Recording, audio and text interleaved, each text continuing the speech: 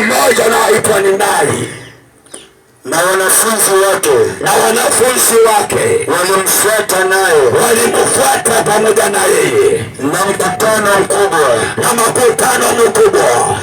Na alipokaribia lango la mji, hapo palikuwa na maiti anachukuliwa nje na mwana wa pekee wa mamaye, ambaye ni mjane.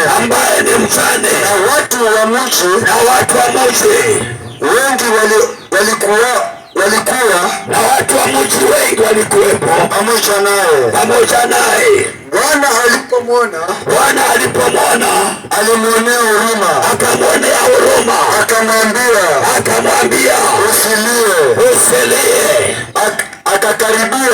Akakaribia akaligusa jeneza, na wale waliokuwa walichukuliwa wakilibeba